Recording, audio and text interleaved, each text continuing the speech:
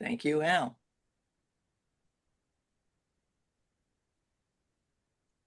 Oh,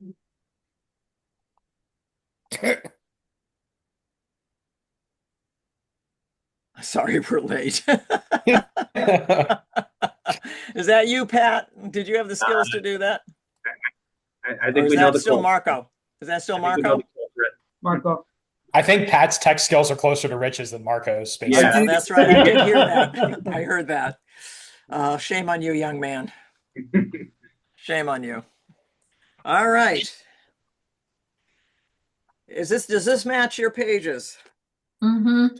Module Yes. 5, rescue, Yes. overfunction, and hidden load. How overhelping weakens accountability and quietly exhausts the team. Raise your hand if you already know you're an overhelper. Are you self-identified? Okay. Mary Jo, is Tara with you? I think she said Tuesday. Okay. Tuesday. Just don't want. All right, I'm going to start narrating. Remember, this is when you mark up your book. You make notes to yourself. You highlight. So this module teaches a pattern that is common in dealerships and often misunderstood because it can look like dedication, loyalty, or strong teamwork. The pattern is rescue. Rescue happens when one person repeatedly steps in to absorb problems, smooth over avoidable consequences, and carry someone else's responsibility or protect the team from discomfort in ways that prevent needed accountability. Overfunctioning is the behavioral form of rescue. It means doing more than is truly yours to do, not as a short-term exception, but as a recurring way of keeping the system going. Hidden load is the result. It is the unseen work, stress, and emotional labor and cleanup carried by the more responsible people in the store because others are underperforming, avoiding, drifting, or being protected from the consequences of their behavior. Raise your hand if you thought overfunctioning and rescuing were a good thing to do and you've been proud about your overfunctioning. Okay. I know this may be shocking to consider that perhaps not. This pattern is especially easy to normalize in close, fast-moving workplaces like a dealership. In a dealership, people pride themselves on stepping up, being flexible, handling pressure, and doing what it takes to keep things moving. These are real strengths, but without good judgment, these strengths can turn into chronic compensation. One person keeps fixing the handoff. One person keeps calming the upset customer after someone else mishandles the interaction. One person keeps staying late to clean up unfinished work. One manager keeps stepping in to solve problems that team members should be learning to solve themselves. Underline all the ones that apply. One steady team member becomes the one everyone relies on because it is easier than requiring clarity or ownership from the people creating the problem. So let's talk a little bit more. A first rescue may look efficient. It reduces noise. It keeps the day moving. It protects the customer in the moment. It prevents embarrassment. It may even appear generous. But over time, it creates serious costs. It teaches people that someone else will catch what they drop. It rewards underfunctioning and quietly punishes reliability. It trains the strongest people in the system and leaves them tired, sharp, resentful, or emotionally overextended.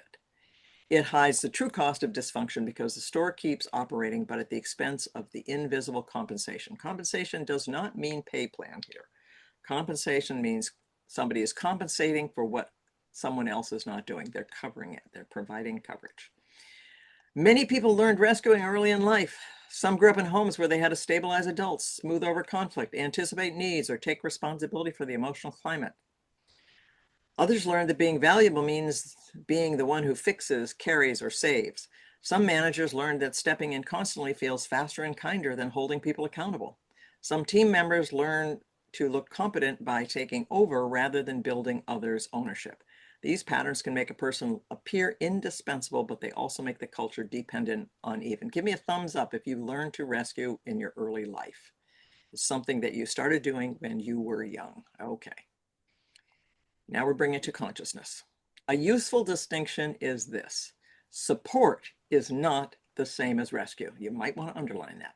Mm-hmm. Support is not the same as rescue. Support, now we're going to define it. Support helps someone do what is theirs to do. It helps them. Rescue does it for them, softens the consequence, or repeatedly shields them from ownership. That clear? Yep. Is that landing well? The difference between support. So we're not saying don't support. We're not saying don't support people. We are saying support is different from rescue. Healthy teams absolutely help one another during illness, emergencies, rushes, and unusual strain. The problem is not occasional flexibility. The problem is when the exception becomes the rule, becomes the ongoing pattern. In a psychoethical workplace, the guiding question is not merely, can I fix this? The guiding question is, if I step in here, am I supporting accountability or replacing it? That question changes everything. It allows a team member or manager to be helpful without becoming the quiet carrier of someone else's unfinished work, weak preparation, poor follow-through, or emotional instability. It also protects strong team members from being used as shock absorbers for an unhealthy system. This module teaches recognition of rescue patterns, the visibility of hidden load, appropriate support, and shared accountability. Recognition means learning to see when helping has crossed over into repeated compensation, making up for the other person's failure. Visibility means making hidden load discussable instead of silently carried. Appropriate support means helping in ways that strengthen ownership rather than weaken. Shared accountability means making sure the work, the pressure, the consequences are not being distributed unfairly. Together, these skills help a dealership stay generous without becoming structurally unfair. All right, so give me a thumbs up if what we're talking about is clear. You know, what it is and what it is not. All right, now we can go into some of the behaviors to identify it. So that was a general definition. Now let's dial into, how do I know this is operating? So behaviors that mean rescuing and overfunctioning are happening. Repeatedly, and I want you to circle each one, check mark it, or whatever you want to do in your binder that you are doing yourself or observing someone doing. Repeatedly doing work that belongs to someone because it's easier than confronting the issue. Fixing errors quietly without addressing the pattern that created them. Taking over a task instead of coaching, redirecting, or requiring follow-through. What are you going to do? By when? And how will I know? Those are our 3 coaching questions, remember? Protecting a team member from the natural consequences of poor preparation or weak execution. Covering for late, incomplete, or inconsistent work without naming the cost. Constantly stepping in to regulate upset customers after the same person creates the problem. Letting one reliable person absorb the extra load because they'll handle it. Managers solving recurring team member problems instead of requiring growth and ownership. Feeling indispensable because you're always the one who catches what others drop. Carrying growing resentment while continuing to overhelp. All right. Now let's define what healthy accountability is. So appropriate support and healthy accountability. We are talking about support and we want it to be healthy accountability. So helping in a way that keeps the responsibility with the owner. Making hidden load visible rather than silently carry it. We talked a lot about this in the previous part where we talked about systems. Coaching instead of taking over. Naming repeated patterns earlier. This is not the first time this has happened. This has happened multiple times. So look for patterns, not individual events, would be my recommendation. Clarifying ownership before stepping in. Supporting the customer without hiding internal accountability issues. Using exceptions sparingly rather than normalizing them. Asking what support will strengthen follow-through. Redistributing work consciously rather than by quiet drift. Refusing to confuse rescuing with kindness. So we're going to do a couple of examples and then I'm going to, I think that's the way it goes. Okay, no, I'm going to go back. I have to remember my own process here. So on this behaviors that show the kind of support and healthy accountability, which one could you do more of? That you now have identified, you see it as a helping behavior, providing support and healthy accountability. Let's name some things and hear what people might do. Mary Jo, you look ready to go. Yep. Naming repeated patterns early. Great, thank you. Clarifying ownership before stepping in. Great, thank you.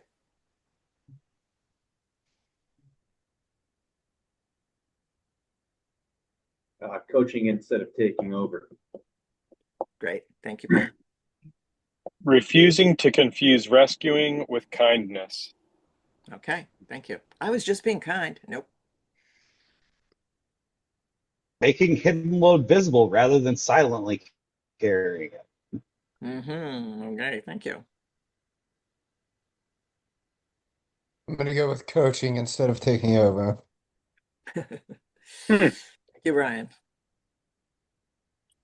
I'm going to go with supporting the customer without hiding internal accountability issues. Thank you, Al. Who remains?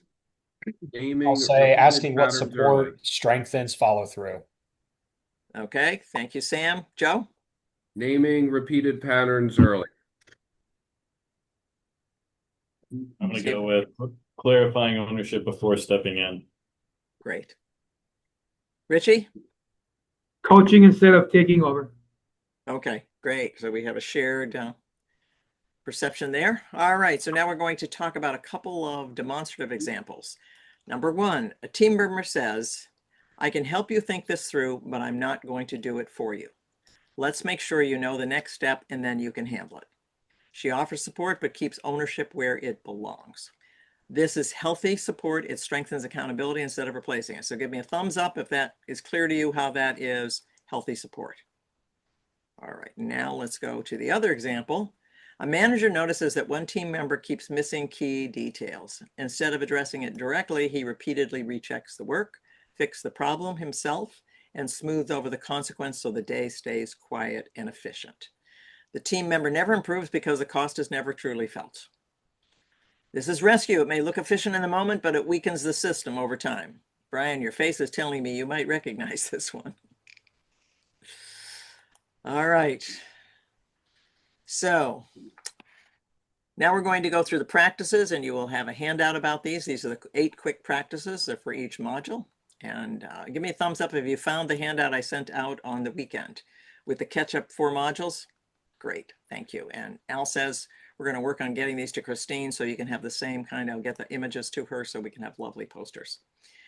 So practice number 1, ask before stepping in. A one-time support move during a difficult day may be appropriate.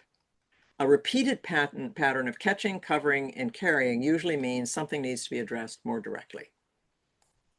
Practice number 2, clarify who owns the issue. Too often people step in without asking who actually owns the task, the follow-up, or the correction. A cleaner first question is, whose responsibility is this? Once that is clear, support can be given in a way that does not erase ownership, so you don't wind up taking it over. Practice number 3, make hidden loads visible.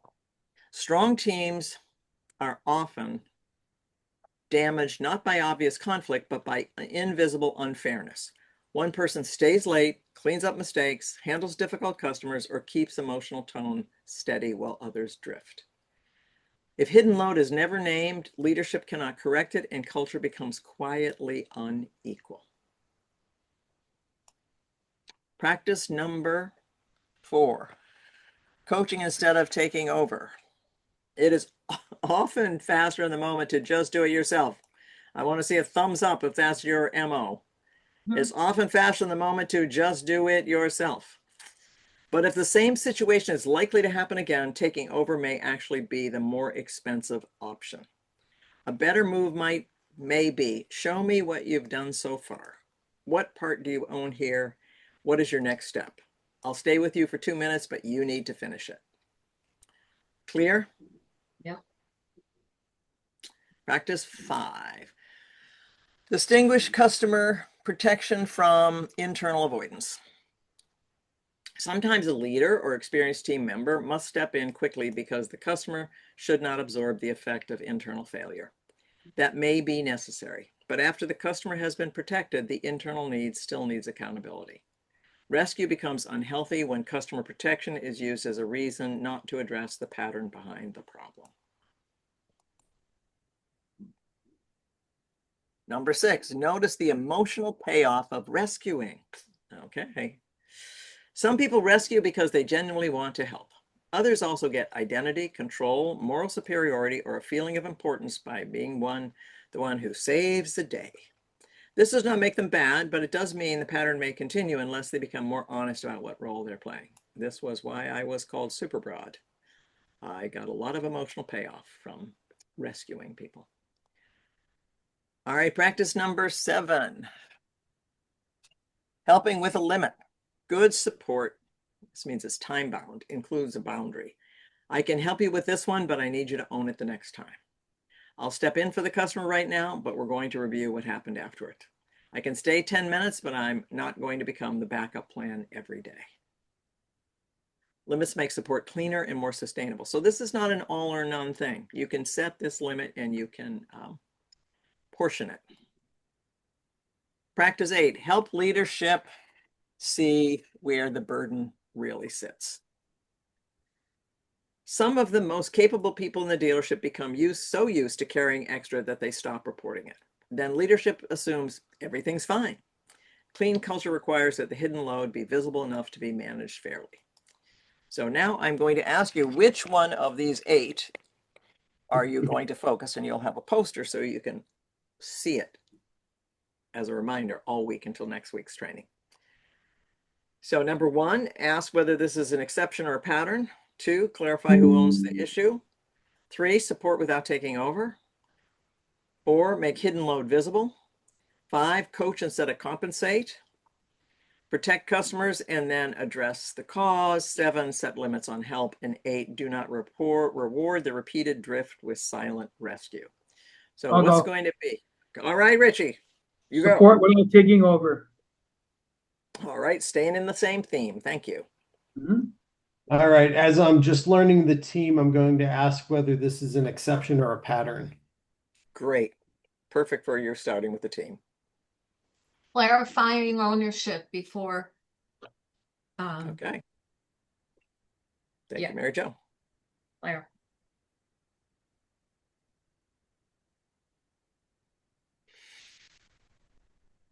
Set Do not- limits on help, but not with others, with myself first.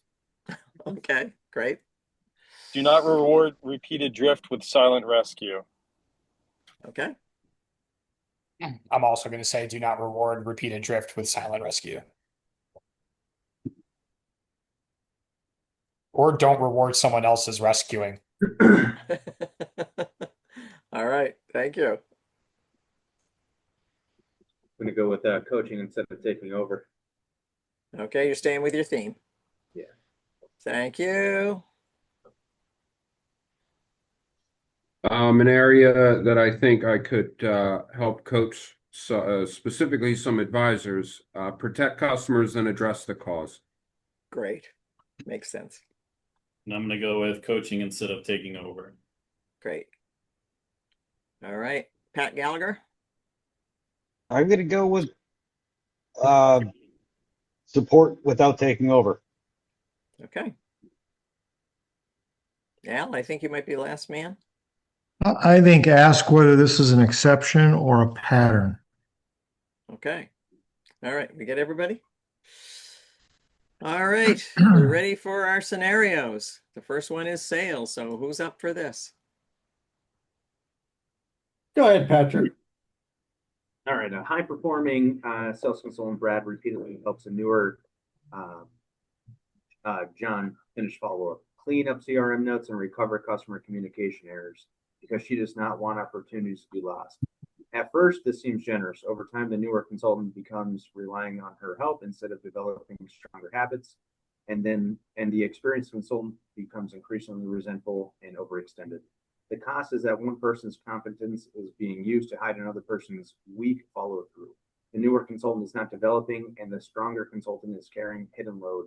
A more appropriate response would be, I'll show you how to clean this up today, but I'm going to keep doing your follow-up for you. I'm not going to keep doing your follow-up for you. Tomorrow, I want to see you own this process yourself. If the pattern continues, it should be brought to the sales manager as a development issue. All right, Pat, is this something real for your sales floor? Yeah, for sure. Okay. All right, thank you. And next we have F&I. Who would like an opportunity? Okay, Rich. Jimmy, F&I manager, repeatedly receives deals from Ahmad with missing information and unrealistic timing. Rather than sending them back or requiring cleaner preparation, he works around the gaps, absorbs the pressure, and makes it happen so the customer experience does not fall apart. Sales begins to assume he will always fix the problem. The cost is chronic overfunctioning in F&I and weak preparation upstream.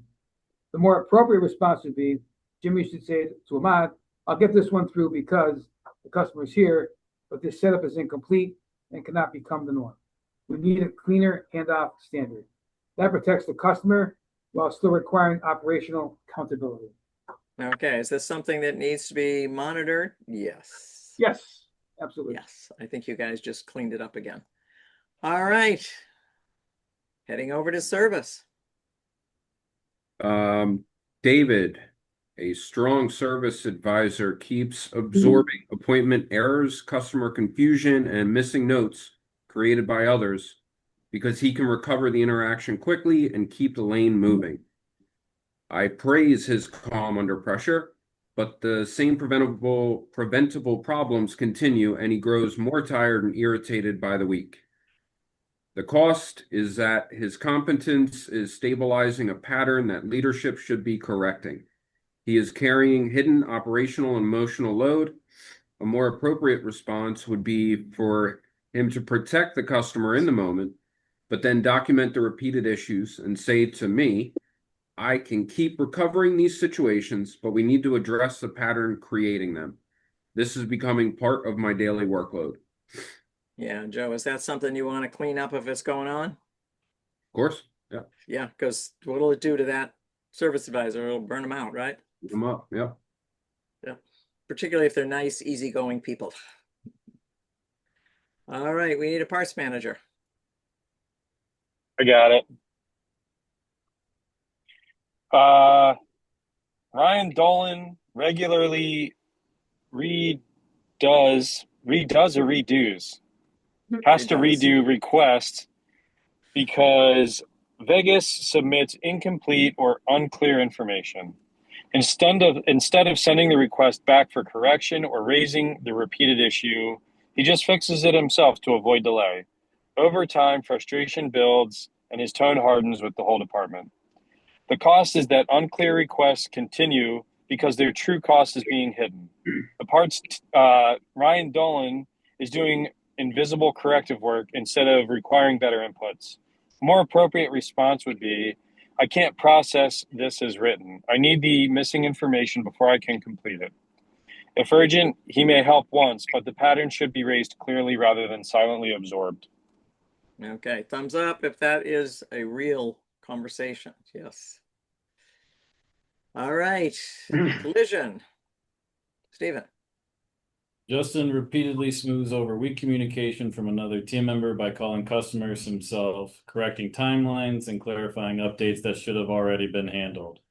Customers are protected, but the original team member never changes because the consequences are being absorbed elsewhere. The cost is unfair load distribution and a false impression that the process is working. A more appropriate response would be to handle the customer need in the moment, then say, I covered that update because the customer needed clarity, but this is your responsibility going forward. We need a consistent communication standard. Leadership may also need to step in if the pattern is established. Yeah, if this represents an ongoing situation, it may need more clout than Justin feels comfortable providing. Make sense? Great. We need a service call center person. I'll do it. Thank you, Mary Jo. A call center representative regularly stays late to fix appointment issues, wrong notes, and missed callbacks created by others because she knows the service lane will struggle if she leaves them unresolved. She rarely says anything because she wants to be a team player. Others begin assuming she will always catch the loose ends. The cost is invisible burnout and a system that quietly depends on one person's overfunctioning. A more appropriate response would be to say to leadership, I've been correcting a lot of follow-up problems after hours, so the next day doesn't start in a hole. I need us to look at where these misses are happening because this has become a regular extra load. Support should not remain invisible if it has become structural. Okay, so once again, separating out Mhm. temporary help, one-time help versus an ongoing pattern. So we need an accounting manager. I'll take it. Thank you. Katrina repeatedly corrects paperwork and reconciles errors from multiple departments without reporting the pattern because she wants the month-end close to go smoothly. The books get closed, but she becomes more frustrated and increasingly sees herself as the only one who really understands how much cleanup is happening. The cost is that the store appears to function more cleanly than it actually does, while accounting absorbs the mess. A more appropriate response would be to identify the recurring sources of rework and raise them behaviorally. These errors are showing up repeatedly and creating extra reconciliation time. We need correction at the source rather than repeated cleanup at the back end. Thank you. That does sound like Katrina. The only thing it said these three errors. Oh, sorry. Okay, all good. Thank you, Len. Leadership.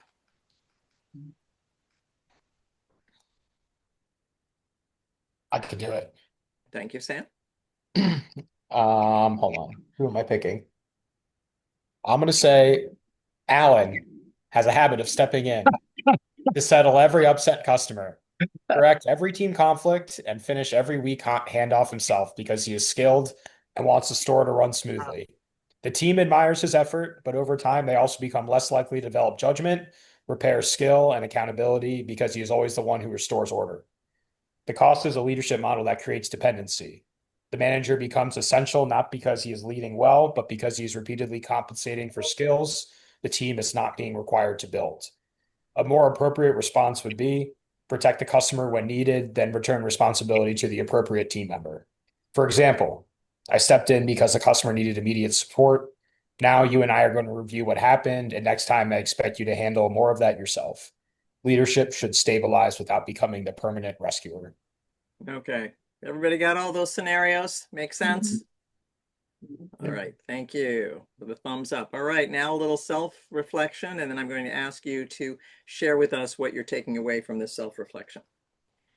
So when I step in to help, do I usually strengthen ownership, the other person's ownership of the issue, or replace it?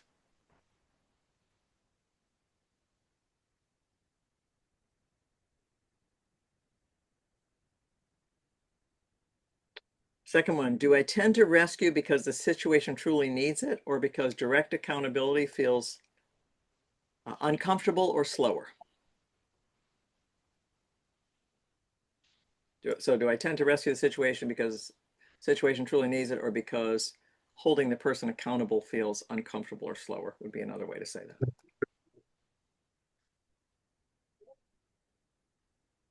Where am I currently carrying hidden load that others may not see?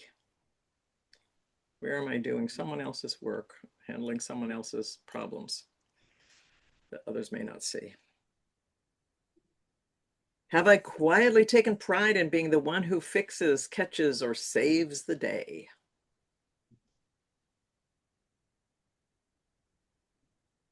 Do I sometimes resent people for relying on me in ways that I have never clearly interrupted?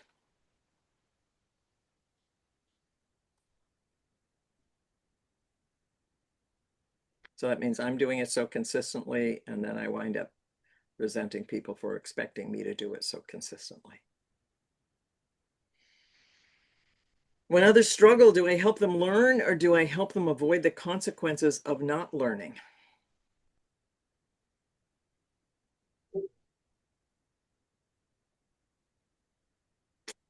What is one recurring situation where I need to shift from rescuing to cleaner support?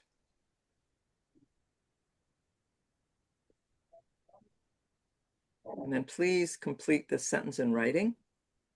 One way I can support others at work without taking over what belongs to them is, and then make something concrete from your area,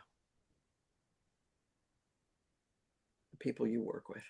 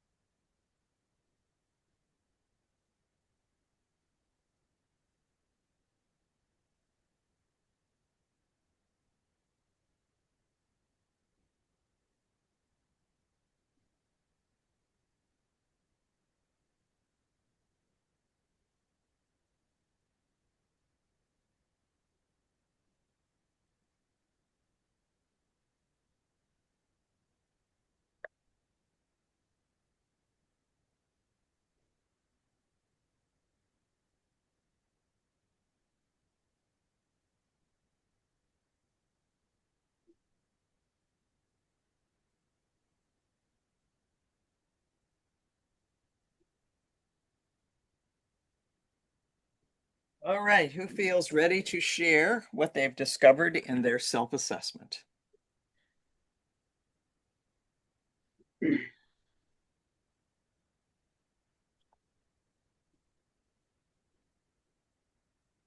I guess I'll go. Um, one of the things that sticks out to me is have I quietly taken pride in being the one who fixes, catches, or saves the day? I Good to definitely, know. I have, and I have for a long time. Um, one way I can support others at work without taking over what belongs to them is I think it's more of a pace thing for me. So I think it's slowing down and just taking the time to go through something with somebody rather than just trying to correct and move on to the next situation and keep flowing. I think more than anything that is the best route for myself. Love that you see that. Thank you.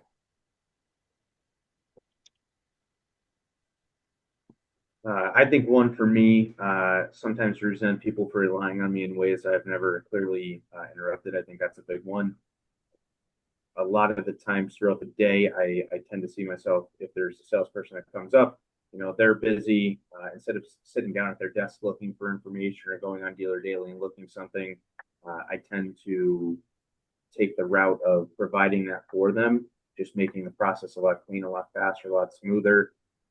And that is just every single day on repeat. It builds up, and so I think that I believe that builds resentment for me, just doing that on a day-to-day basis, just doing everything for them. So one way I can support others at work without taking over what belongs to them is showing them how to do the thing that they need, and give them accountability for them.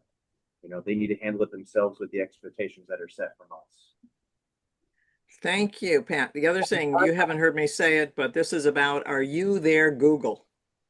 Are Correct. they Yeah. using you like they would use Google instead of developing the skill, using you as a Google? So yeah. Thank you. Thank you for being first up. I'll go. Second up. Yes, please. Just like Mr. Gallagher, I have quietly taken pride in being the one who fixes, catches, or saves the day. Sometimes not quietly either. Um, and one way I can support others at work without taking over what belongs to them is to help Vishal and Frank identify early on what a structured day looks like for them. Great. Happy to hear it. Thank you. I'll go. Mm-hmm. Okay. I have the good on this side and the one that's trying to tell me rescue, rescue, rescue on this side. So it's a constant battle. And I have the tendency to rescue. So, and yep, sometimes I do take a little pride. I think I'm the one who fixed something or whatever.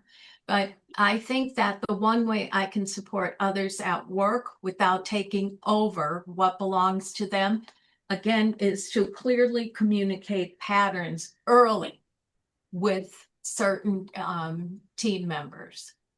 And I need to question myself. I need to ask myself, is it for me to step in now, or is someone else responsible for addressing this issue? Great question, Mary Jo. Thank you. You're welcome.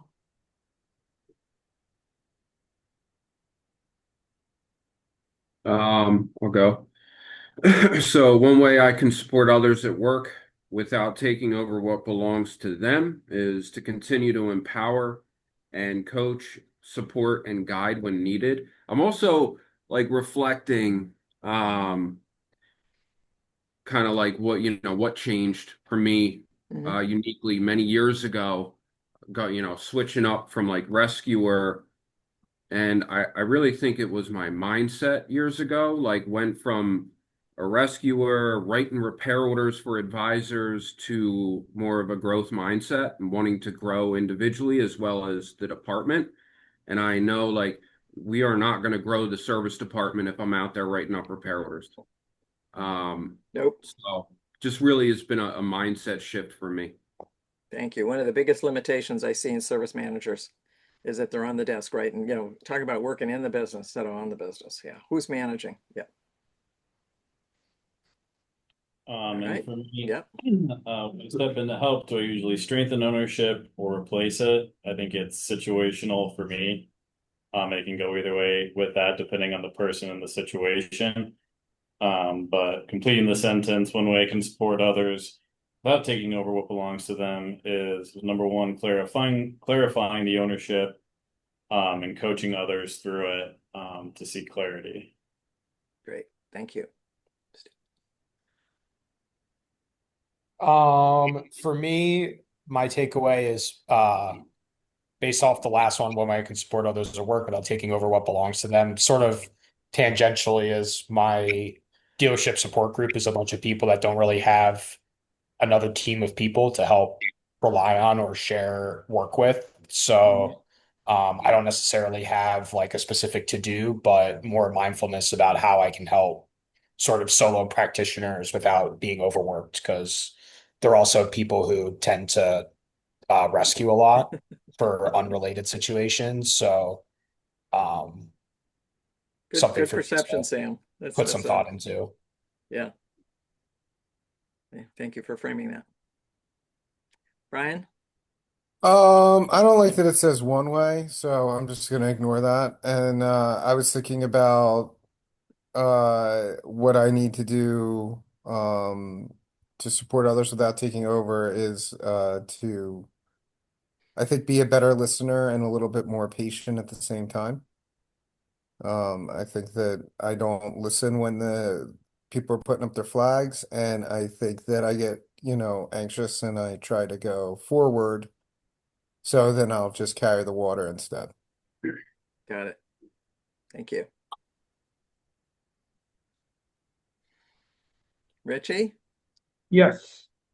So leave the sentence in writing. One way I can support others at work without taking over what belongs to them is instead of me jumping to fix or resolve an issue, like I'm so used to doing my first 5 or 6 years here, I'm learning to take a step back and sit with whoever it is, salesman, sales manager, F&I manager, and discuss that, we address it, the issue at hand, so we can resolve it in a timely manner, both together, not just me doing it. So I think that will help me tremendously.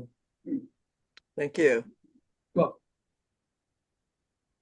Al, I think you're the last man standing. Well, I've had the pleasure of doing all of these badly, all of them. So I can look back in my career and see, where all of these were very relevant to me, whether I knew it or not at the time. Now that's a whole nother story, but looking back now, I can absolutely see it. And Sam depicted that very well of me a few years ago. Not today. I try to really much stay out of it. I don't do too much of that unless the customer demands and, the guys come to me and say, will you help?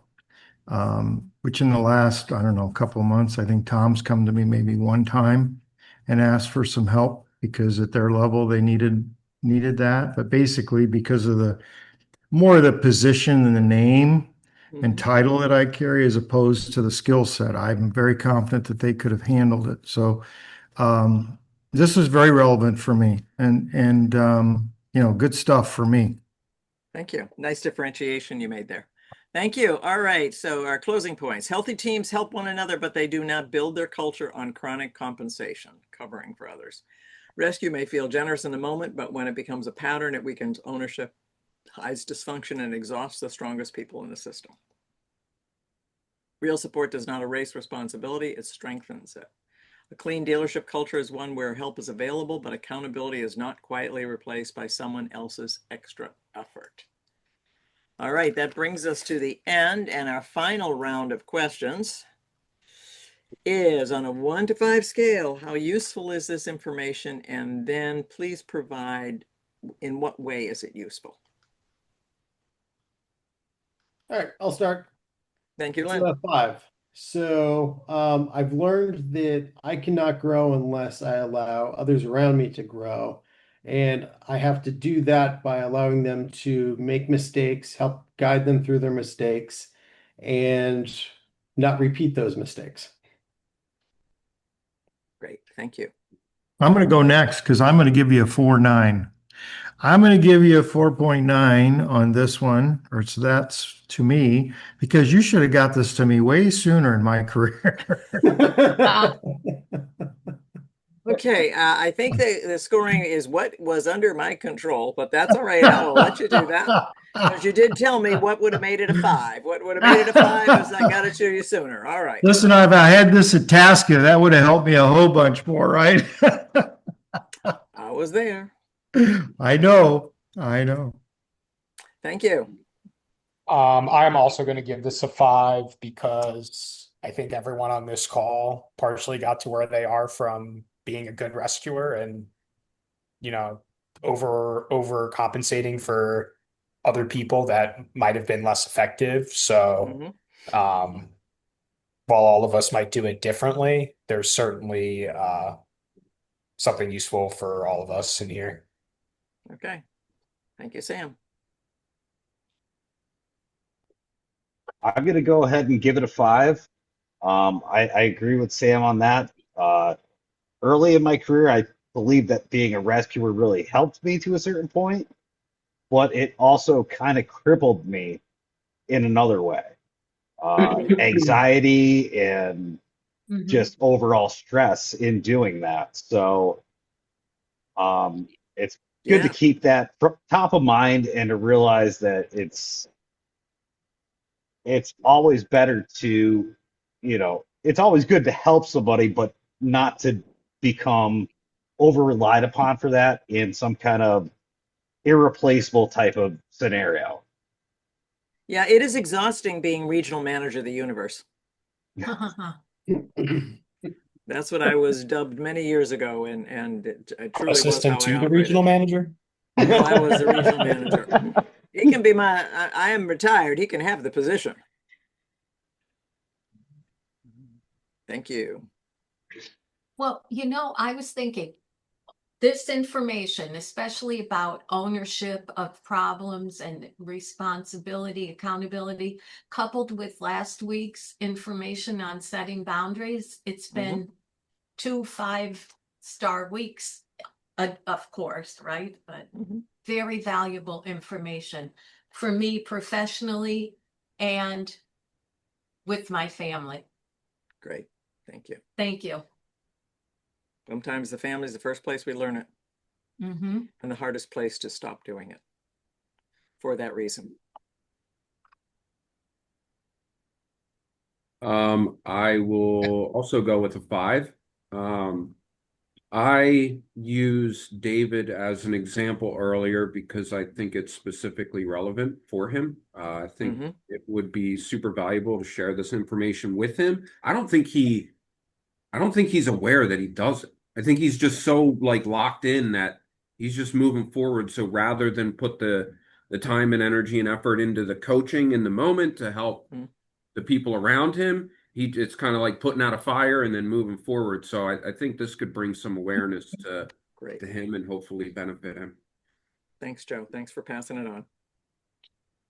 I'm going to go with a 5 as well. And I really love everybody's response to why they gave it the scores that they did. And for me, it's really it's okay to rescue, and how I act on being that rescuer. I have to take a step back and think about it, and I'm going to be coaching instead of just jump in hands on with it. And that will be my new form of rescuing. Great. Yeah, I would definitely give a 5. I felt the past 2 weeks, I feel like they kind of intertwined a bit, and I feel this is the biggest one that spoke to me out of the past 2 weeks. So a lot of the points they speak to me, being relied upon and trusted about is great, especially with inside the dealership and amongst your peers and staff. But my personal goal for me is to build a strong and the confident staff. And a big part of that is not being a rescuer all day long. So for me to be able to reach my goals is to kind of take that step back and allow them to grow in their career, which will ultimately build what I would want, which is having that strong and confident staff. Great. Good insight there. I'm gonna give you a 5, not 4.9 like Alan. Hey, brown noser. That's right. That's right. Yeah. The 10 bullet points where the behaviors show appropriate support and healthy accountability. I'm gonna put them on my I'm gonna make a laminate out of them because I need that to help me clarify and help me see what I've been not doing, and try to work on them, a conscious effort to move forward and do it that way. It's just so easy.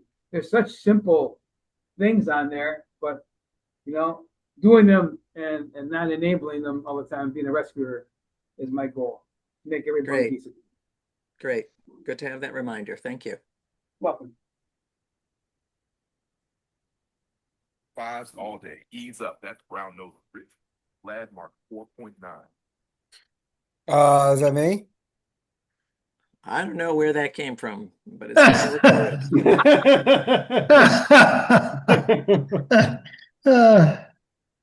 I'll go. I'll go with a 5. I think that it's as we've been I've been working with Tom on the BDC. It's been something that he's been really helping me along with because I struggle with not just going, okay, let's go ahead and do it. And it's a good place for me to practice it and what feels pretty safe. So it's something we've been working on a lot. Great. Thank you. Nice to hear about collaboration and action. That it? We got everybody? Yeah. All right. Look for the YouTube link be coming out along with the poster for the quick practices for this week. You'll now have one of those for every week. Great stuff, Pamela. Thank you so much for this stuff. Just great stuff. Really is super. Thanks, Pamela. Glad it works.